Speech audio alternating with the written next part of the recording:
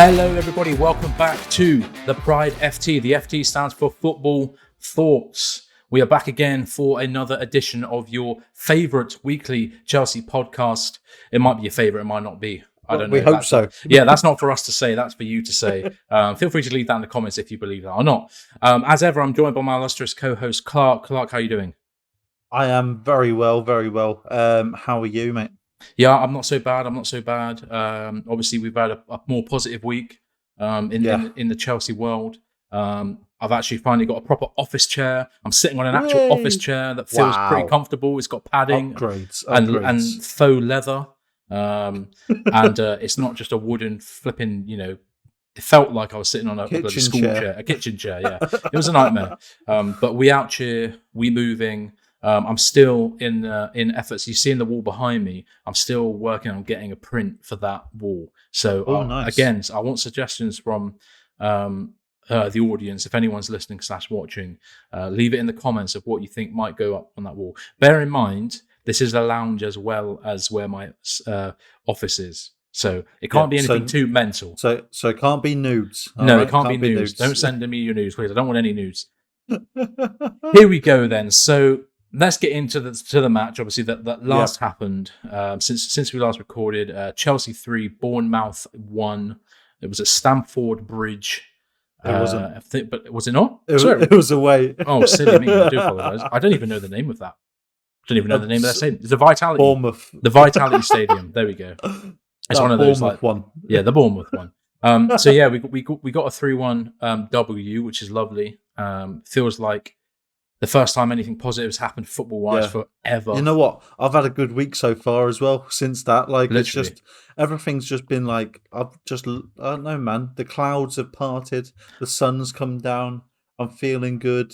Yeah. We won a game of football. We did. And it just goes to show how much it affects us as people as well. Because we support them that much sort of thing.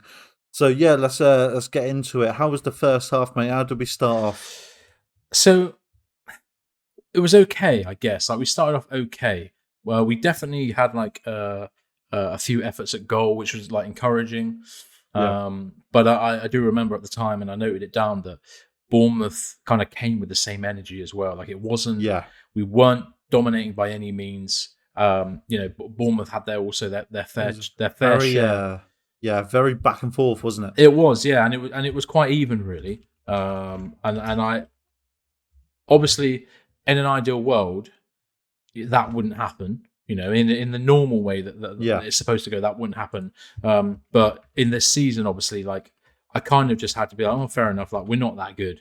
We can't really expect to dominate a game. We can't really expect to. No. We was expecting the worst anyway, weren't we? We were, expecting the worst. So. Really, it was better than what I was expecting to happen anyway. So I was semi-happy with kind of the start of the game. And obviously then we go on to score really early as well. Then the 9th minute, we get our first goal of the game from Con Gal. Our little foot in the door. Which was nice. Lovely header. Yeah. And that sort of set us up for the game. But I had that the dreadful feeling come over me, like we've scored, now we're going to back off, now we're just going to chill out and aka go defensive, but it's just not going to happen, is it?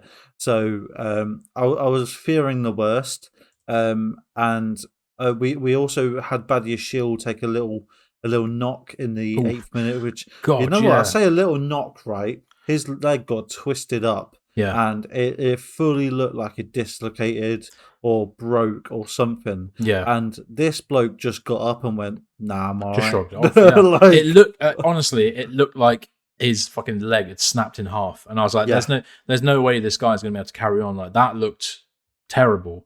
But then he just gets up, dusts himself down. He's like, "Nah, do you know what? I'm good, G. I'm going to keep going." Yeah, no, and starts running it off. So fair play to him. If he can, if he's like Wolverine and can quickly heal leg snaps and just crack on, then we've got that must be something they saw in the scouting report. He's got Wolverine blood. Yeah, he's got adamantium skeleton. He's got adamantium skeleton. So actually, it'll be all right, this lad. And obviously, two. so that's good. Mudryk then gets booked not long after for simulation. I don't know. At the time I screwed my face. Like, what's going on here? He got a yellow. Yeah. For it was so uncalled for as well. Yeah. Like it was so blatant.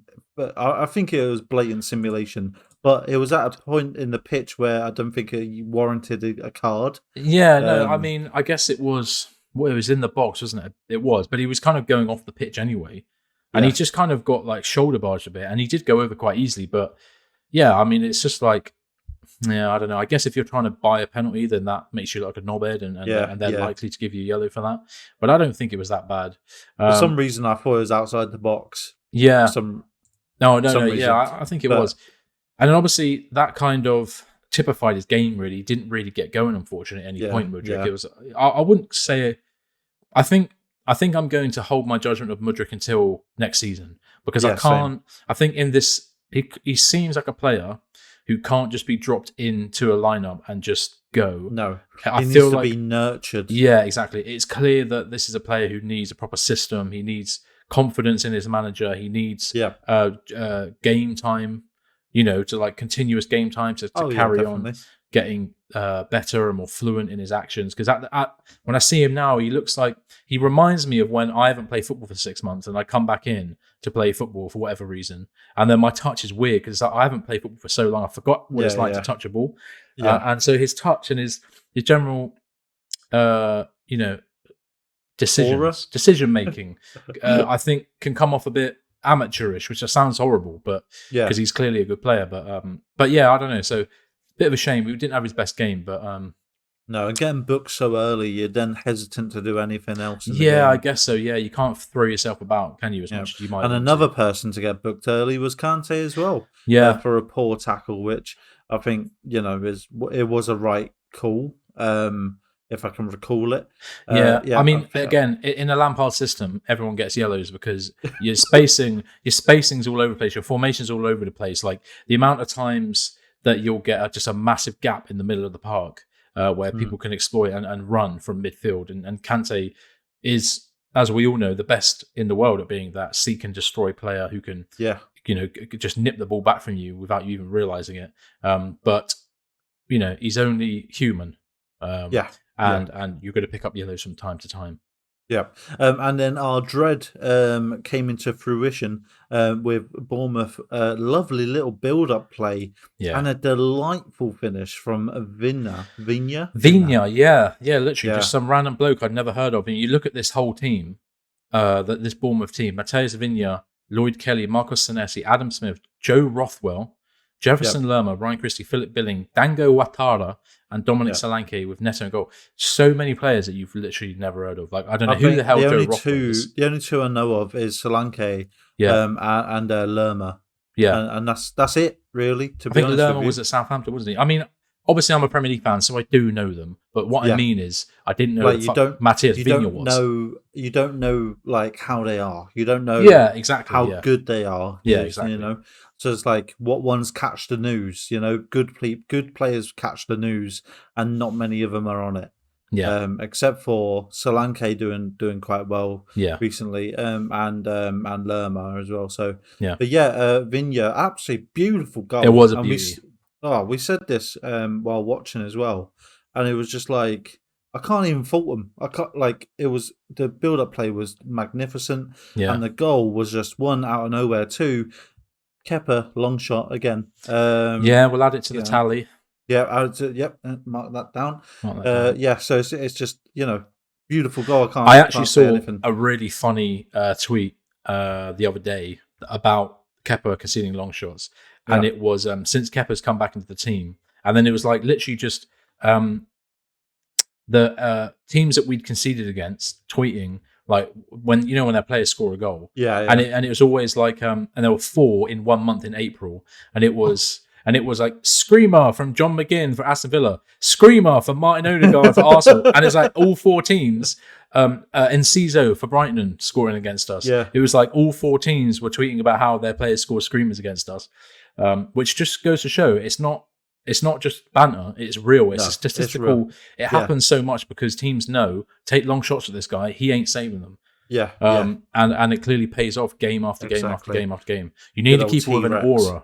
You need a keeper with an aura, you know what I mean? Yeah. And he doesn't have an aura. He's a joke. We want Mendy, man. Where is he? It doesn't make sense why he's not getting played. I don't know what's going on there. Honestly. Yeah, that's confusing. So after the goal, we're getting a lot of the ball near the byline, but no one is delivering. Delivering it well when they get there, which to be honest, just sums up our whole season, because that is every single game. Yeah, it seemed a bit like the lads got a bit of shell shock from the goal, from the Bournemouth goal, and it almost like they reverted to, oh shit, yeah, forget, we're actually crap at football, aren't we? The build up kind of broke down. The passing got very sloppy. There were multiple occasions where people were trying to link up together, but like one would run and then they wouldn't get the pass, or then they wouldn't run and then the pass would come and it was too late, and people kicking the ball out for throw-ins, and it was all looking a bit cringy, really, in a football term. Yeah. But luckily, we had our knight in shining armour, Noni Madueke, who really showed, unlike Mudryk, unfortunately, that he can just be dropped into a bit of a strange situation and can still do good things. And it's his second game in a row he's playing. And in that first half, he was going in. He's a one-man wrecking machine. He was making loads of dangerous situations. He was shooting, crossing, getting in good positions, going past players, just actually taking the game to his the fullback on his side. I think that actually was Vigna, and giving centre back something to worry about, standing out big time. I noted it out in my notes that he was definitely the standout player in that first half.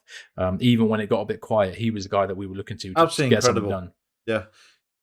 He was like that last season as well, weren't he? I didn't watch him last season. So last season. What am I last saying? game. Last game. Yeah. Last game. Exactly. No, he was. Yeah. Definitely. I think there are pictures of Lampard and Thiago Silva speaking to him individually themselves. Yeah. Clearly saying, "Well done, mate. That's a class game. Like, keep doing that, and we'll all love you for it." So I think he built on that, didn't he? So he did. From last game, he built on that confidence that he got from people, the feedback that he got from fans as well. Yeah. And I think it just manifests itself. Oh, the confidence, definitely. Yeah, and absolutely incredible. I'm very impressed. I'm very impressed. To have that. We've been saying this. I know we have. Get Madueke on the bloody pitch and he'll do something, and then everybody else is just like, no, let's put Sterling on. Fuck Sterling. Get Madueke on. Sorry, or Gallagher as a left winger, or Gallagher. anyone but Sterling on his, or Ziyech. Just get rid of no. We just no. So I'm very happy. I'm very happy that we've found this. We've unlocked this talent in Madueke and this confidence, and especially with a good 3-1 win, it's going to spur him into the next one. If Big Frank actually starts him. I'm really excited for how he'll develop. Under a different manager, under Poch, a proper permanent manager. Jeez. Yeah, if it was under Poch, I feel like he'd get a lot out of him. As you said, I've forgotten what I was going to say. Poch, in the past has nurtured players from Tottenham and so on. Madueke is just one of those players. He's going to become an absolute unbelievable talent, but there's got to be put time into him to develop him.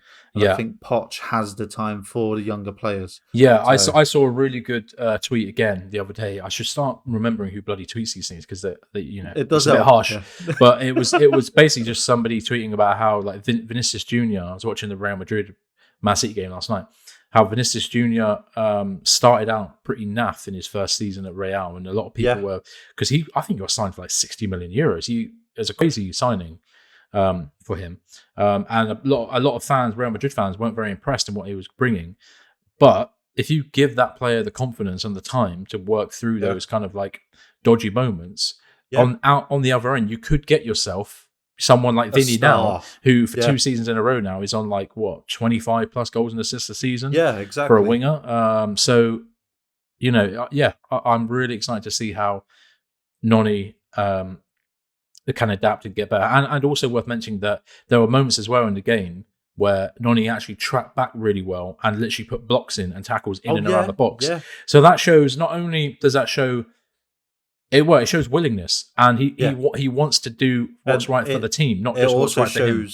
It also shows defensive awareness as well, which, you know, you can't go wrong in an attacking player to have a little bit defensive minded about him, to you know, pick up on these balls, pick up on these tackles, these passes to intercept, because without that, you're lacking a person at the back then, aren't you? You know, and we see that with a lot of attacking players that we have, that can't track back at all, and for him to just naturally have that, and you know, it's just something that he does. I love it, absolutely love it, and it's just another thing to add to his book of talents. Yeah, definitely. So hopefully he gets better and better. What happened in the second half? So not much really happened at the beginning. Sterling and Loftus-Cheek then come on for Kante and Mudryk in the 62nd minute. Badiashile gets booked not long after. There's then quite a contentious penalty shout that you shot down quite quickly and quite vociferously against Thiago Silva with his kind of last-ditch tackle on Solanke. Commentators kind of thought it should have been a pen. Obviously, rival fans tweeting and that also thought it should have been a pen. I'm kind of a bit more on the fence about it. Really, I really felt like I could have gone any way, to be honest. It could have been a pen. It could not have been a pen. And I'm straight no. And you're straight like, no, I'm not having it. It's bullshit. Because physics doesn't allow it. Physics doesn't allow that is a penalty. The ball was coming in from the side. It gets hit by Thiago Silva's foot, or be that, you know, he's got the ball just before Solanke. The ball's gone away from the goal, that angle away from the goal. Whereas if Solanke hit it, it would be going towards the goal.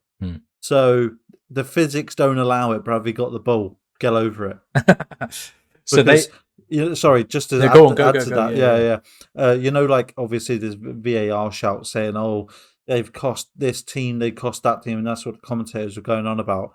It's a load of shit, mate. Because some of these VAR calls, like, they are right, and people just have this one-minded thing of every VAR call has to be wrong. But I think you got it right. Go on. Yeah, no, literally, I can't really argue with it too much.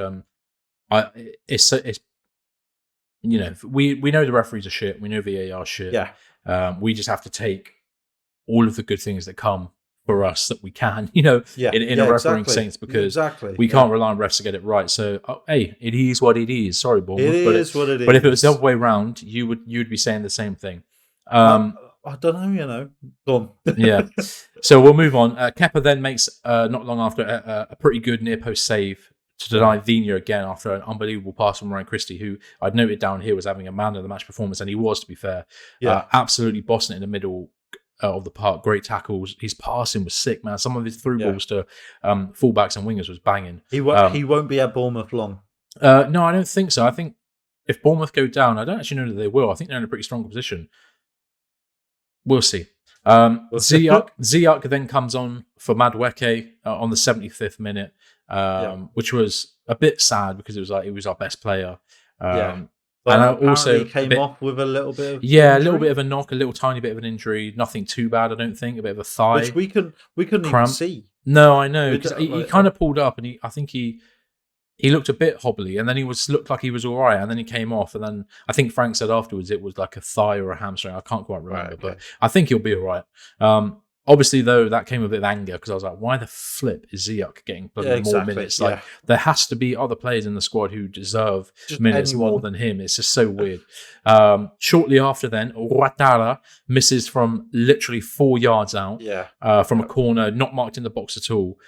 He literally just ballooned his header on, fortunately for us, which on another game a little bit of luck, but we needed. Yeah, because it's been against us. It has been against us, all season. And so it was nice to see somebody like fucking missing for once. And then some late game beef between Chalobah and Solanke, because Solanke slipped and then they kind of grabbed each other and it all got a bit feisty. And then there was a free kick given to Chelsea because of that, from where Badiashile scores his first Chelsea goal. Absolutely, and a lovely goal, and a lovely goal it was as well. Yeah, great technique for a centre-back. And the cross coming from that bloke that we hate. Ziyech, I know. Yeah. But this is what he does. This is what he does, you know. Like, he will spend the whole game doing F-all. He'll get a free kick, you know. He'll put it to the back post with a lovely bit of curl and some power and some bend. And then everyone's like, do you know what? This guy's fucking class. But he's not fucking class because he does that like once a game, and that's it. That's all you get from him. Yeah. But no, I mean, a good free kick. That, if you're going to have Ziyech in a squad, that's what he's going to do. But Badiashile, the run was perfectly timed. His composure, he did like a flipping Di Canio-esque like scissor kick to finish it. It was amazing. Incredible. So a really good goal for someone like that. And his first goal. And his first Chelsea goal as well, which is so lovely. Again, confidence building in the team. Exactly. We've got Madueke having a brilliant game. We've got Badiashile having a good game, even though he nearly snapped his leg off in the first 8 minutes. And then goes on to score his first Chelsea goal. Yeah. We've got these people, the confidence is brewing, It's going up, it's going up. Also worth saying as well that why has Badiashile not been playing recently? Oh, don't, man. Just to put it out there. I could say this about every bloody player that we mentioned. Like, it's ridiculous. We keep on saying this week in, week out, play these players. And guess what? When he does, they score. Yeah, exactly. Or they do something amazing, like Madueke being that absolute pinnacle for 2 games. And then we got Badiashile that hasn't put a foot wrong all season, gets outed for some reason, and then all of a sudden, look at that, he's playing, and boom, he bosses the game. Absolute brilliant game from him as well. Yeah. And gets a bloody goal. Like, you can't knock the bloke, bruv. He's just solid. Yeah, literally. He's literally putting a shift in and doing a good job time and time again. So it was just weird he wasn't playing. But anyway, he comes back, he was playing, and he scores. Shai Havertz then comes off for Felix in the 83rd minute, and then 2 minutes later, we have probably our best goal of the season. Yeah. Play not in terms of like individual finish, but definitely in terms of build-up. It's like the most coherent, fluid build-up I've seen us do for a long time. Team play, elegance, power, precision, all of it. All of it. As we said, it just looked like a professional goal. Yeah. Like, it looked like we was Real Madrid against Chelsea. That's literally what it looked like. Yeah. Because that it was that sort of like pinnacle of football. Yeah. It was just perfect. It was the kind of goal that like the best teams in the league score. It wasn't from a corner, it wasn't from a free kick, it wasn't like our goal of the month for April where Conor Gallagher shot at the edge of the box and it deflected off someone and went in. It was a proper, legit goal with good interplay between Sterling and Felix, who combined lovely together and really pushed towards a goal. And then just a lovely first-time finish from Felix. Yeah, but it wasn't even like an amazing finish. That's the thing. Like, it was just perfection of football finish. It was accuracy over power. It was elegant. It was just smooth, man. That's what the whole thing was just smooth. Yeah, exactly. And you don't have to have the best finish. You don't have to be the best finisher because in those situations, like Man City do every week, you create easy opportunities for your players to score. They don't have to make the best finish. If you can outclass the goalkeeper in your accuracy, you don't need the power. Yeah. So and that kind of basically rounded up the game. That sealed it off for us. Really, that gave us the 3-1 victory, and a very positive result, and probably the best we felt about Chelsea for a long time in terms of coming off it. And obviously, long time. We have to caveat, of course, it was Bournemouth. Bournemouth aren't it, Chief. They are better than some other teams in the league, and it looks like they'll stay up, I think. But it was still nice to get a win, man. Just to get a win, and all these haters saying that we're going to get relegated. All these other teams and all the things. Well, that was also that was always fanciful. All the memes and everything, and it's just like, well, that aged well, didn't it? Yeah, Go exactly. fuck yourselves. Your memes are done now. Oh yeah, you're right. Actually, that result solidified our Premier League existence, didn't it? Like that was us. We guarantee we're not going to get relegated. Yeah, mathematically it can't happen now. Like, that's good. You know what I mean? So good. Yeah, that's the thing, and people, deal with it. They can't say that. They can't say that anymore. They can't say that. We're here to stay. Yeah, exactly. Right. So that's sort of like the Bournemouth game done. Yeah. Absolutely incredible game. Hopefully, we can carry this confidence into the next one. Well, who do we have next? Nottingham Forest. Nottingham Forest on Saturday. Yeah. At 3:00 again. Actually. I believe it's at home. I want to say it's at home. I can find. I'm pretty sure it's at home. And then after that we've got Man City, Newcastle, and then someone else that I can't remember. We've got we've got an unbelievable running. We've got Forest next, 3 p.m. Is that at home? This Saturday at home, yeah. which is good for us because Forest are really good at home. Or they're not really good, but they're better. We've then got City away. We're going to get slumped. Then we've got Man United away. That's it, Man United. They're pretty pants, but they're better than us, so they'll probably win, especially at Old Trafford. And then we've got Newcastle at home, who at that point will probably still be fighting for a top 4 position. And they easily dealt with us earlier on in the season, so that's going to be a tough game as well. So a lot of tough games to come. It's not looking good, Brett. I mean, we need to just bottle up the positivity we feel now, post a win, and kind of hold on to that, because I have a feeling we're not going to feel it for the rest of the season. We need another win against Nottingham Forest to really cement it in and take it forward with us into these bigger games. So moving on to the club news. Obviously, we're recording this on Wednesday at 6:00. So, this is before any Pochettino confirmed news, but it is very, very close, apparently, to being a deal for Pochettino to be confirmed as Chelsea's news boss. And when he does, we'll put a video out for that as well. But to be wrapped up by the end of the week. I'm sure we'll go through this in the video that we do, but are you happy with that? Yeah, no, definitely for sure. I think I don't want to go too mad about it because it isn't confirmed yet, as you said, and I don't want to cream my pants over someone that isn't actually, that isn't there. But what I will say is that I think he has a very good blend of a lot of things we need. He's got pedigree in terms of his experience in the league. We know that Southampton and the dog food. Exactly, and the dog food. He was a half decent player, had a half decent career, which is always good, I think, for players to respect you and understand that you've been through what they've been through. You can, you obviously, like Graham Potter had a career, but he played for Bury. Random fucking teams that no one's heard of. Which are gone now as well. Yeah, they don't even exist anymore, do they? Yes. Actually, I think they're coming back. I saw that. They're joining with another team, aren't they? They are, yeah. Go on, the lads. Up the Bury. Yeah, it's good. More football teams are better. But yeah, other football teams are available. Half decent player, clearly a good manager, good to great at points. A lot of Premier League experience, very good at using young players, not afraid to use young players and giving them the confidence to develop. And what we've got a lot of. We've got a lot of very exciting young players. And somebody who's used to working in an environment where, you don't have the unlimited bundles of cash that you might at United and City and PSG. And obviously we've spent loads of money. We know that. I'm not so unaware naive. That the amount, naive that we've spent shitloads of money, but that obviously can't continue. No. And it'll probably have to slow down massively as well because FFP will be on our balls. Yeah. In fact, they're already tracking us now. Sell a lot. So. Yeah. Actually. And I feel like the squad that he put together when Tottenham were at their peak is a squad. It showed me that he does have an eye for talent and an eye for good players, and so I don't think I'm too worried about him being the linchpin of the selling program that's going to have to happen. In he knows what he's doing. Yeah, that's true. He knows what true. He's doing, he's competent. So. He's literally, at the very least, he's competent, and I think can get us to a level that will be. What? It's so bad to say that. To say that he's he's going to be good because he's got his head screwed on, opposed to every other manager that we've had of late. I know. And it's just absolutely clueless. So but that's just where we're at. I know. Just a little bit of common sense, man. That's what I want. That's what I want. Yeah. So no. What else has been happening? I'm happy to have him. I'm happy to have him, but we'll see. But we'll see.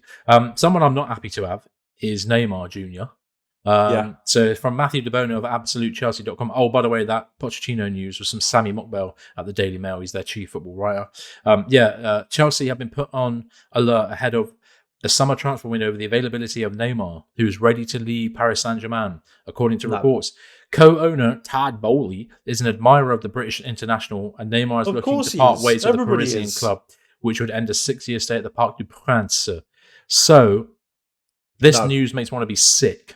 Yeah, because literally what happened to Pochettino at PSG when he was there, a lot of ego. We've already got a few little players of ego. If we bring in Neymar, mate, it's game over because he's going to think he's head honcho, which I don't like that. You're a team. There's not just one person in the team. There's no I in team, guys. So it's I think he would just come in and ruin the vibe. I don't know. I don't feel we need him.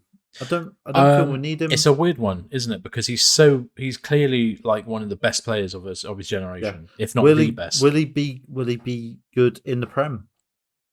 It's hard to say. I mean, I would have thought Thiago Silva wouldn't have been good in the Prem after spending a lot of his career at PSG, and then he came in and did the business. So I think I think he's so. I think a lot of people really underrate Neymar. By the way, he literally is one of the best players who's ever played football. And I honestly watch his highlight clips, watch his reels at different seasons he's had at PSG and at Barcelona and at Santos when he was like 18. No, I totally agree. The broski is an incredibly good footballer, and it feels so weird, doesn't it, to say I'm not sure about him. Yeah. But we said the same thing about Ronaldo last summer, didn't we? Like, we don't feel like that would work in the Tuchel system. Why would we ever want someone like Ronaldo? No, exactly. And apparently that was a sticking point between Tuchel and Bowley. So this feels like a similar situation. The thing is, if Pochettino does come in, there's no way that Neymar is going to fit into a Pochettino style in the system. I don't think that would work. Not with the players we got. Not with the players we got. No. I mean, that literally, if you get Neymar in, that's Madrid gone. Yeah. Like, you might as well not have him because...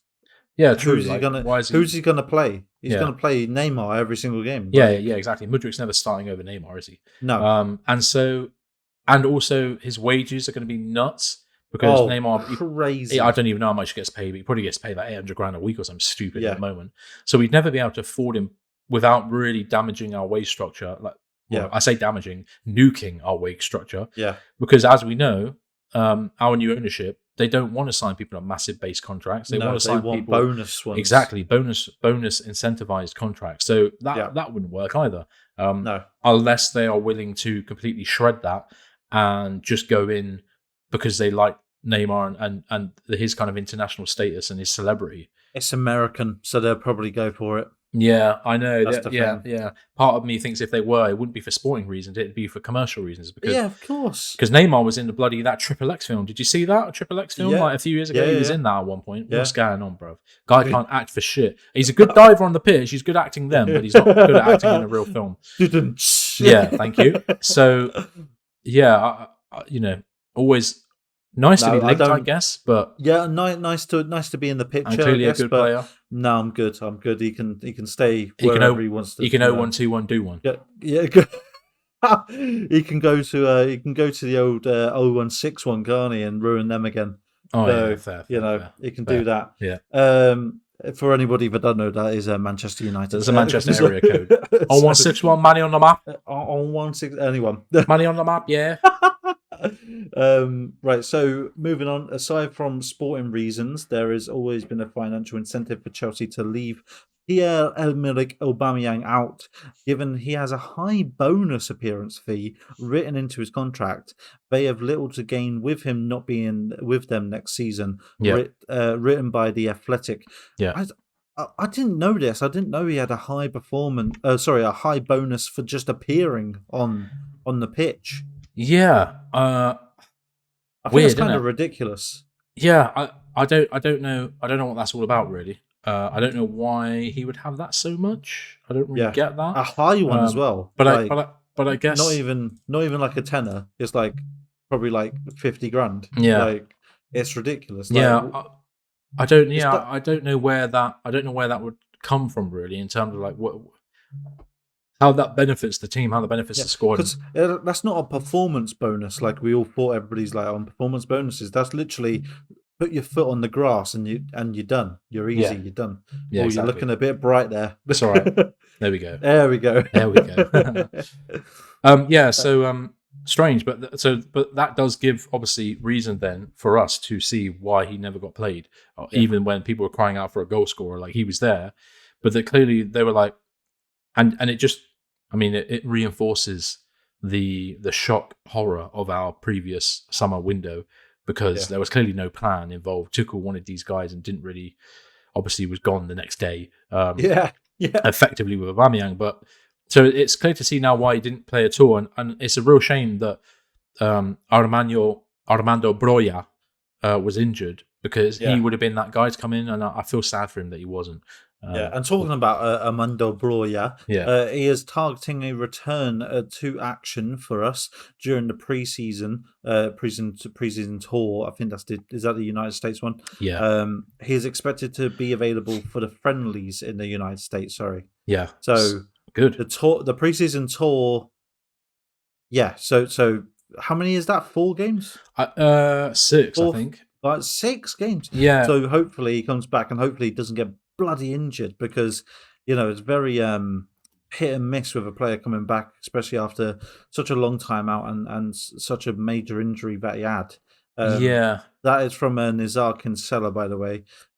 So yeah, hopefully he can make a good return. He's a brilliant player. I thought he was doing quite well before his injury. Yeah, he was. He wasn't exactly like banging loads of goals, but he did offer a direct contrast to the way that Kai Havertz plays. He's deceptively quick. You don't think of him as a speed demon, but honestly, I've seen multiple clips of players saying about how quick Broja is. Like he's probably as quick as Mudryk.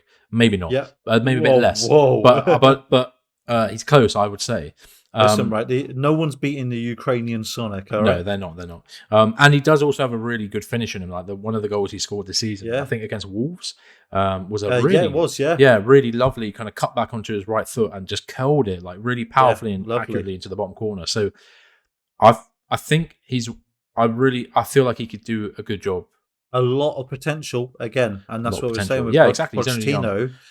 Hopefully we can get Mudryk, the Brojas, imagine that Mudryk, Broja, and Madueke. So much pace. Oh my god, the pace and technical ability in that front three is absolutely absurd. And the potential for all three to grow and become intertwined with each other and telepathically communicate throughout the field. Also, Armando Broja is Albanian, and I've been to Albania, so you're odd. So that I'm an honorary Albanian. So you're basically family, aren't you? Yeah, exactly. So I'll just say Forza Shqipëri, and hopefully all the Albanians watching will get that. And Armando, if he's watching, will get that. And we'll move on. And I'll do the 2-headed bird that they do. Okay. Because that's on their flag. Anyway, moving on. Anyway, Conor Gallagher remains Newcastle's wanted list. That he's apparently been on bloody all season, I swear. Newcastle's wanted list, although no final decision has been made yet on whether to lodge a bid. They admire a number of Chelsea players, but there is a concern that they'll ask for ridiculously high fees if Newcastle want any of them, and that is written by the Telefootball. I just don't see it happening, honestly, because in January they wanted him, and I swear Conor Gallagher told him to do one. Yeah. I think I could see him really working, based on the players they've got right now. I could see him really working at Newcastle. I guess Chelsea through and through, mate. And if he's got even a slight chance to be in the first team for us, he's going to take it. Do you reckon? He'll stick around? Yeah. I think he'll stick around. I think, and again, if Newcastle want him, this oddball is going to be like 100 mil, because you got money. You're owned by a country. Yeah, I guess so. That is true. Like Newcastle are now going to feel what we've been feeling for years, where it's like, we know you got money. Let's bump up the price, especially for an English player. Yeah, aka Felix, Atletico still wanting 88 million. Yeah, so it's like, do one, bro. You know what I mean? Just because we got money. Yeah. So yeah, I think it's exactly the same. Do you think he'll go? I don't know. It's so hard in. Like you said, like if there's a chance of him playing, then you're right. He probably wouldn't. He won't want to jeopardize an opportunity to cement himself in the first team. I'm really quite split on Conor Gallagher because his stat line is actually really impressive. If you see that his the radar for like the work he puts in is his shooting, his touches in the box, workhorse. Yeah, and he's got unbelievable work rate, and he's very enthusiastic, which is obviously it's a bare minimum, but as we know, not every player turns up, and he always does turn up. I wonder if it's just a case of, again, it's been a shit season. It's been a weird season. Nobody's really played to the best of their abilities. Nobody's really played in a position where it makes sense. No. Maybe in a team with a proper manager and a proper system. Yeah. I just feel like again, here I am, I'm putting the cart before the horse here. I'm thinking of bloody Pochettino, and I'm thinking this guy could really do bits under a Pochettino system. Oh, definitely. You know what I mean? Like, I feel like he could get so much out of him. We saw in his season loan at Crystal Palace, I think he scored 9 goals, that he actually is really good and composed at coming into the box late and finishing and tucking away nicely. He scored some fantastic goals for Crystal Palace last season. And to be fair, he scored a couple for us already this season, and he's barely played that much. So there's clearly something about him that's quite impressive. Think of the amount of positions he's been put in as well. Literally all over the place, all over the gaff, and just like he's just been used as a fill-in.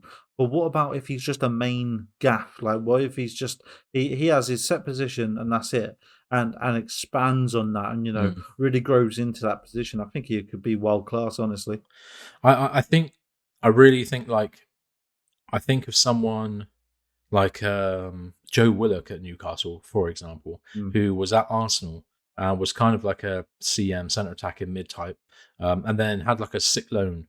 Where did he go on loan? It must have been at Newcastle last season, and he got like 8 goals in 12 games towards in the second half of the season, and they obviously signed him, and now he's working with Howe, and he's kind of he's playing again like a lot.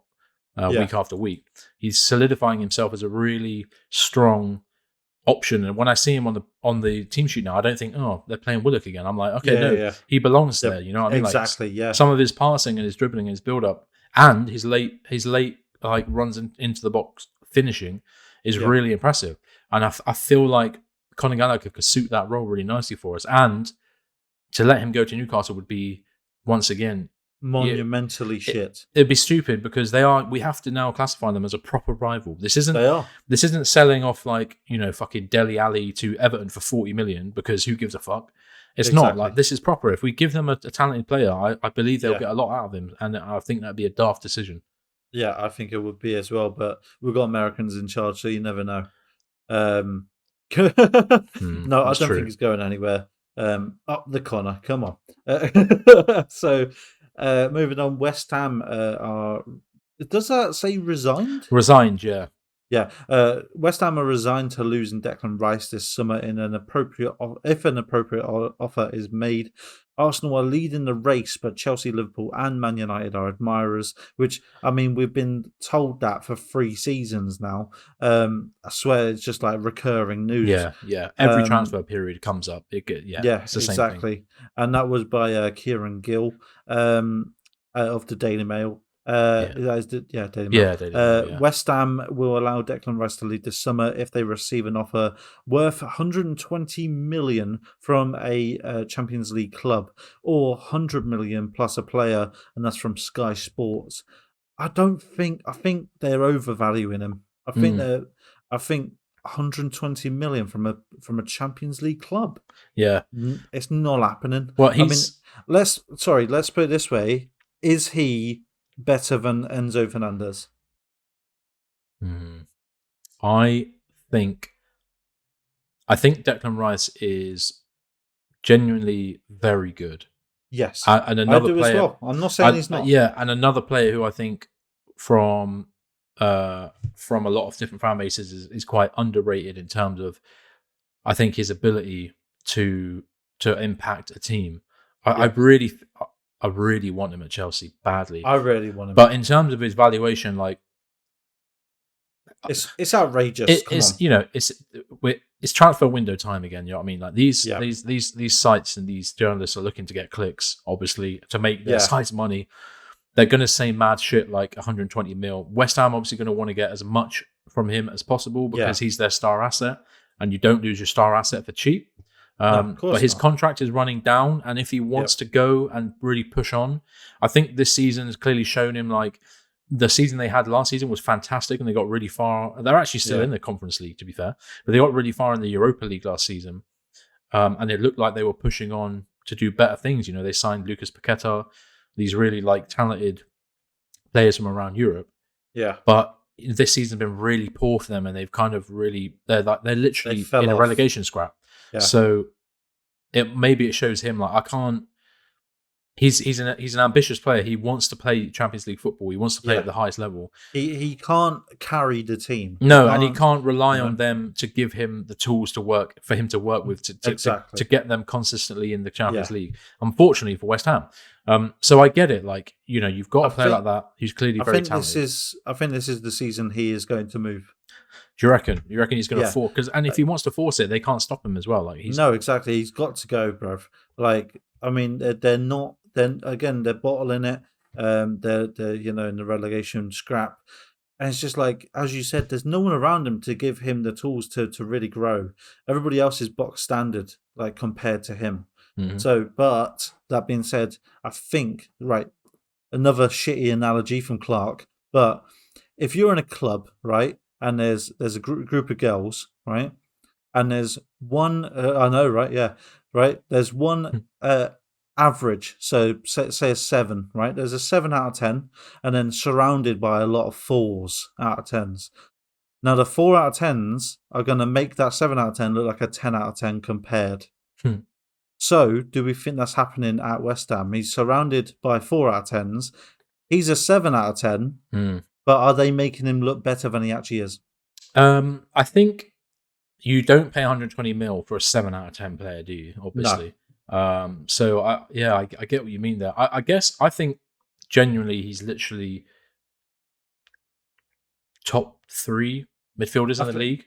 Genuinely. Okay, how much do you think he's worth? I think English. I've got a figure. I've got a figure in mind. You got to think English, young. Yes. Plays for England every game. He's established England international. He was the best player in the bloody Euros final. Yeah. I think. I'm saying 70 to 80 mil. I'm saying 80, yeah. 80, yeah. 70 I'm saying 80 I mil. think you could easily get for him. And I think that's 120 is ludicrous. I think that's just like it's bluffing, really, isn't it? It's just like it's got to be. Because if you say 120 million, 80 sounds cheap. Like Leicester tried to do the same thing with Chilwell. Remember, they were like, "No, we're not taking anything less than 90 mil for Chilwell," and we got him down to like 45 because Chilwell was like, "I want to leave." And look at him now. Yeah, exactly. And we just negotiated them down, and they realized like, okay, we can't hold out for that. We're going to have to kind of we need the money. Secede and just let him go. Especially if he wants to go, then the money that they think he's worth doesn't matter because they can't hold on to him anyway. I've actually just been looking at how much his contract is, and I actually can't find how long he's got left. I think it's a season after this one, off the top of my head, if I'm just guessing. So your bargaining power is very low, and they can't let him go on a free, so they're not going to get that amount of money. And this whole like 100 mil plus a player malarkey, rarely actually happens because. Bloody writing a contract for a transfer is hard enough. Whacking in other players as well to make it work is difficult to do. It does happen, but not very often. Not as much as you might think it does. I think 80 million. I think that's the top end as well. I think 80 million is the top end. I think so. I think they could probably get negotiated down to maybe 70 mil with add-on bonuses. If we get into the top 4 next season, you get another 10 mil, something like that. Or if he plays a certain amount of games for us, say he plays 20 games and we're in the top 4, we'll give you another 10 mil. Something like that, like a little add-on thing. But 120, mate, you're having a laugh. Yeah. You're having an absolute giraffe. I would love to have him, though, but next to Enzo in the midfield, by the way. I think that'd be a fantastic partnership. Jesus. West Ham, Declan Rice is an underrated technician. Chef's kiss, that is. And he actually is pretty techie and is like short passing and moving and like running from deep. And his leadership qualities. He's literally a captain. He's been a captain at West Ham now for like a season or two. So he's only 24. I'd really love to see Declan Rice at Chelsea. I would love him. But yeah, there are a lot of teams who are very interested, and he can't. I know he was in our academy. He's more Chelsea than he is anyone else. Oh yeah, of course. Yeah. So in theory, and he's really good mates with Mount, with Chile, with Loftus-Cheek if he stays. Yeah. So it's like So in theory, got that little. Yeah, in theory, it should be easy. It should be an easy thing to get sorted. But both in London, doesn't have to move. Yeah, that's true. But also, as I was saying, about how West Ham are having a dodgy season, so the fuck are we. So we can't. Yeah, true. We also, at the moment, can't guarantee that we're going to be in and around Champions League where he wants to be. Yeah. Right, is that all for the club news today? I think so. Yeah. Yeah. Do you want to move on to the women's? The women's, yeah. Yeah, what's been happening over there? But so they absolutely slumped Everton the other day, 7-0 this past Sunday in the WSL. That's good. Yeah, that's good for the goal difference.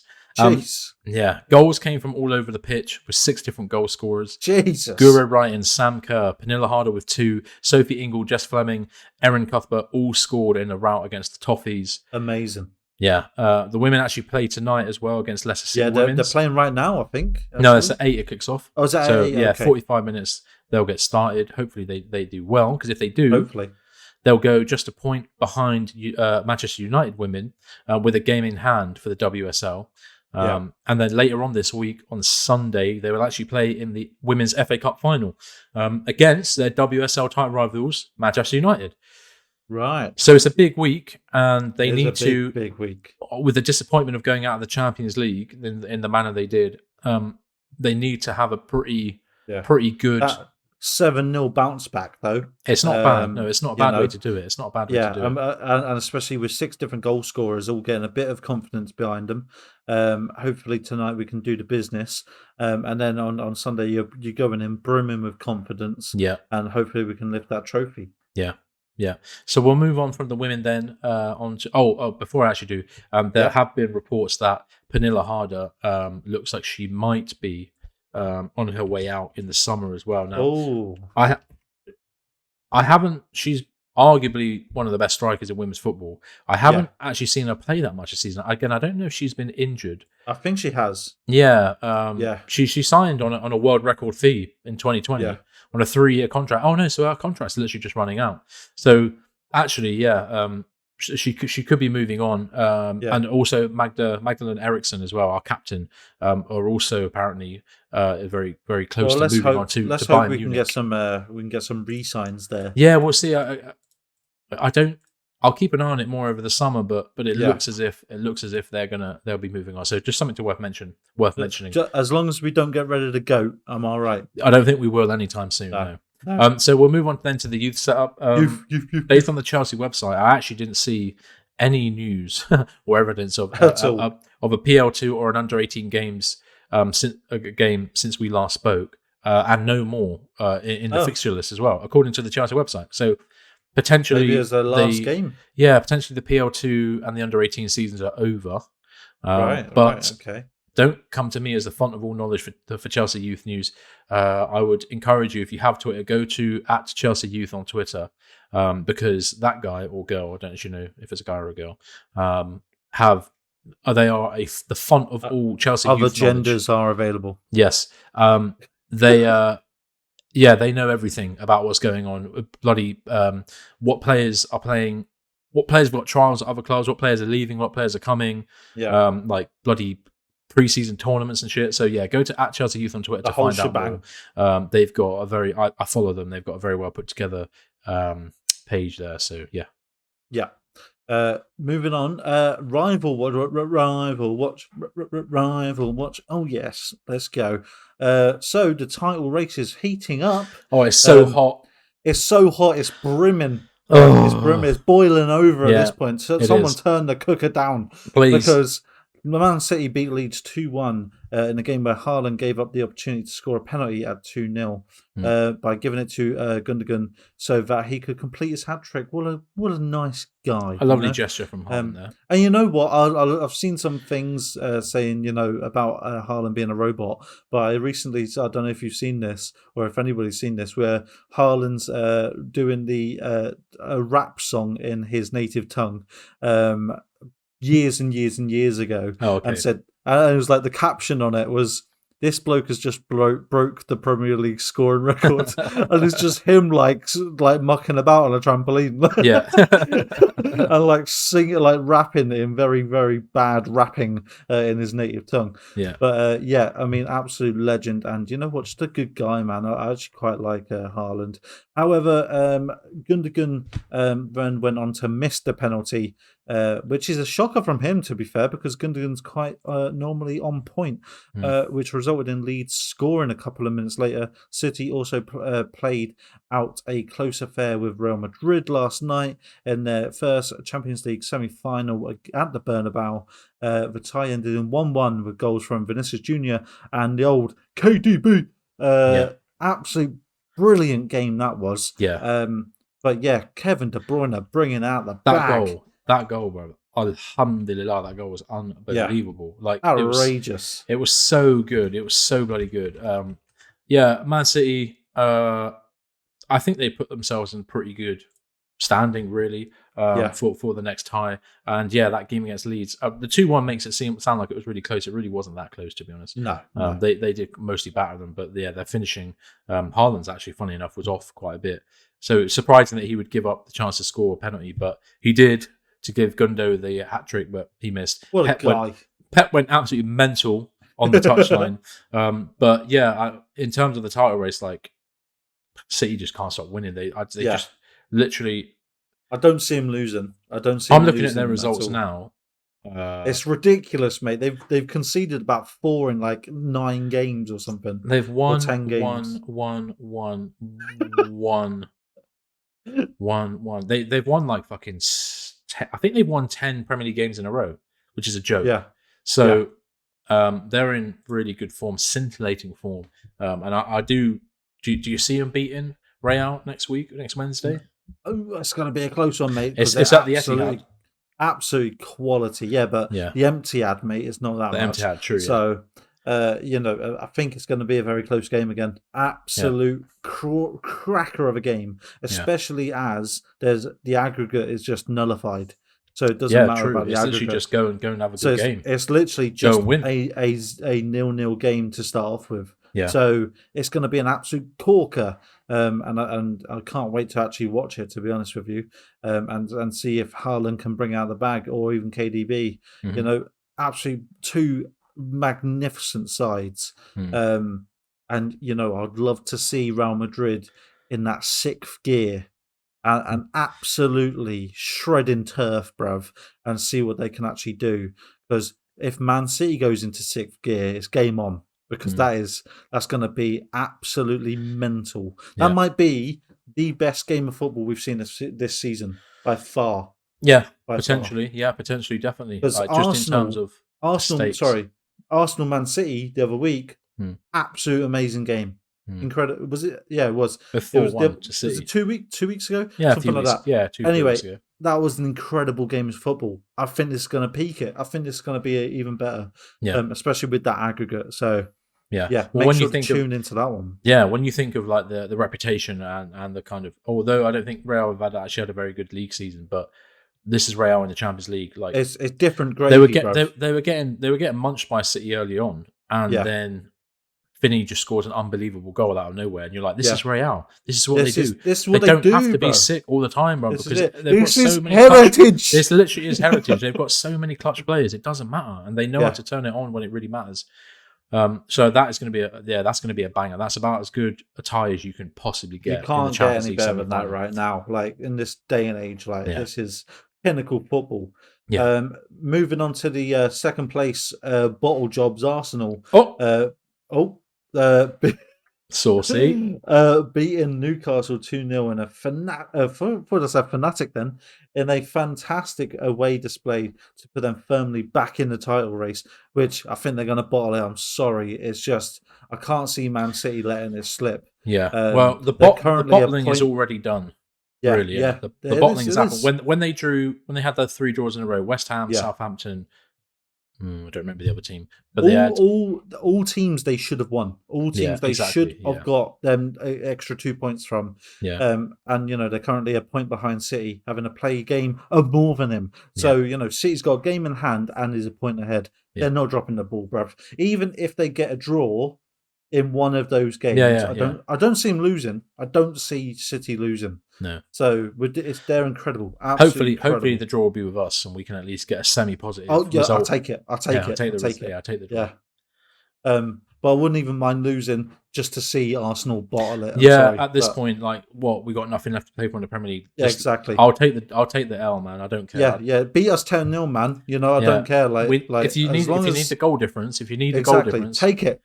You know, you can have it. Go ahead. We're shit anyway. Come on, Kepa. Come on, Fuck mate. off. Yeah. So it's like I don't want to see Arsenal win it. I know that I'm sounding salty as fuck there, but my God, we've got it in the neck all season from these cunts, and I want them just to feel that you know you're so close, and you just let it drop. Exactly. It's just gone. And also, sorry. We might say the same thing. Do you think they got a chance next season? No. Because I think other, as we always say, I think other teams are going to come back stronger. Yeah. Work it better. I mean, look at what Liverpool's done, mate. They're nearly top 4. Yeah, literally, they've won like 6 or 7 games in a row. They've come out of nowhere, and these teams aren't going to back down next season. No, like you had a very weird anomaly this season with good teams, aka us. Liverpool, Man United fell off a little bit at the start. Tottenham fell off as always. So it's like, you know, you had this very good opportunity, and I don't think it's going to happen again. You haven't made the most for of it, a long time. No. And if it does happen that they don't win the league and they can't claw it back, also this like best season they've had in God knows how long is going to end up in 0 2 trophies. decades. Yeah, it was going to end up in 0 trophies. So that's good. Yep. Yeah, love it. Absolutely love it. And then I can text everyone that I know that supports Arsenal with a great, good GIF. Yeah, lovely GIF. And it'll make me feel warm inside.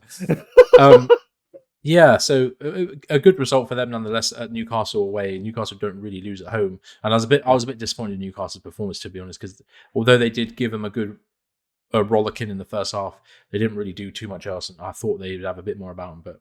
You know, they're still a work in progress.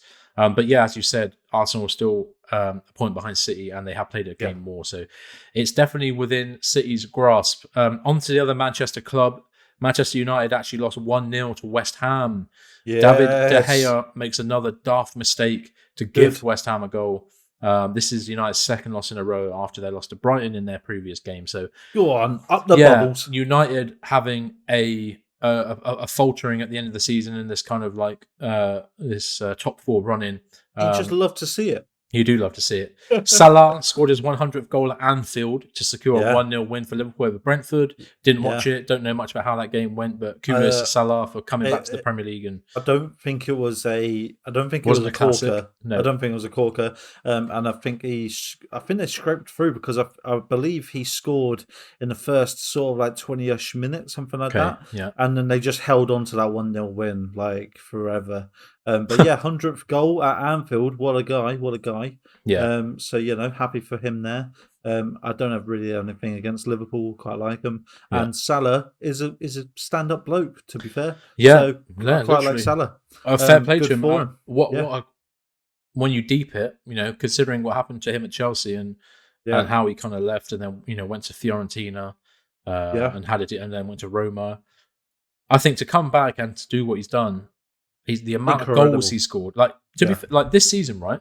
Would you have said 33? Yeah, would you have said right that Salah's had a good season? You probably wouldn't have, would you? Like just thinking about, as you said earlier, about I haven't. You know why? Because I haven't seen him in the news a lot. Exactly. You said that earlier, right? Didn't you? Yeah. There's no like I haven't seen these players in the news. It's all been Haaland. But like these players are having good good seasons, and you just don't see it. They go unmarked. The thing is, Salah is so consistent with his seasons that this isn't technically a good season for him. It's just a season for him because he's constantly scoring over 30 goals a season. Yeah, he's got 30 goals a season. He has 19 goals in the Premier League, 8 in the Champions League, 1 in the FA Cup, 1 in the League Cup, and 1 in the Community Shield. So the guy he's got 11 assists, by the way. So he's got 41 goal contributions in 48 games. Like how many goals was it? 30. Was it 30 on the dot? Yeah, 30 on the dot. I mean, come on. We've got how many? Who's our top goal scorer? Havertz with like 8. Yeah, Havertz with like 9, I think. How pathetic is that? It is pathetic. I literally players at other teams score more in a season than like our players score in like 5 Our seasons. It's embarrassing. Our whole team scores. Fair play to Salah having a quietly pretty good season in a struggling Liverpool side. Yeah. But yeah, always nice to see players do the business, and 100 goals in one ground at your home ground is really impressive. Amazing, incredible. Considering he hasn't been here for like super long. Yeah. So. Not strictly rivals, but worth mentioning the mad games that took place on the bank holiday Monday. Yeah. Fulham 5, Leicester City 3. Yeah. That was a cracker. And then you got the absolute weird. Weird. The weird one. Brighton 1, Everton 5. At the Amex Stadium as well. I know. Where did that come from? Because, that is literally Sean Dyche ball all over, isn't it? Literally Dyche ball, yeah. And then you got Nottingham Forest beating Southampton 4-3, which doesn't stand in good stead for us because we got them next. But Everton 5-1. Yeah. You know what? I saw a tweet. I saw a comment actually saying there's a difference. There's Everton and then there's relegation battle Everton. Yeah. Like, it's a different breed. Yeah. They turn on the afterburners. Why can't they just do that through the season, bro? I don't know. It's just a weirdly assembled squad. They just don't really have it. But I thought, again, as I said, none of these are really rivals, although probably most of these are taking points from us this season. Yes. And you could probably argue that Brighton is a rival because they are above us and better than us. Yeah, they beat us 4-1. But yeah, 21 goals in 3 games on a bank holiday Monday was quite impressive. What a treat. And worth looking up them on YouTube as well. The Sky Sports Football channel on YouTube, because a lot of those goals are pretty sick as well. But yeah, thought it would be worth mentioning. So the top 4 race is a bit mad. The relegation battle is also a bit mad. I thought it'd be just worth looking over the Premier League table. Chilling. We're just chilling now in the middle of it, really. We're just like, you know what? Do what you got to do, boys. We're fine. Yeah, we're just chilling. I thought it'd be worth just having a quick look then at the Premier League table with that in mind. So if we look at like near the top 4, obviously, City on the top with 82 points with 34 games played. Arsenal a point behind them with 1 more game played. They've got 3 games left. Newcastle have 65 points, so there's a massive gap between 1 and 2. It's massive, to 3. Huge. Newcastle have got 65 points. Man United have got 63. Liverpool have got 62. So 3, 4, and 5 are all within like 3 points of each other. Touching distance. Yeah. Liverpool has played a game more than United and Newcastle. Yeah. But their form is unbelievable. And you would imagine they're probably winning the rest of their games this season. So unbelievably have clawed their way back to a pretty good chance at making the Champions League, especially if United keep faltering the way that they are at the moment.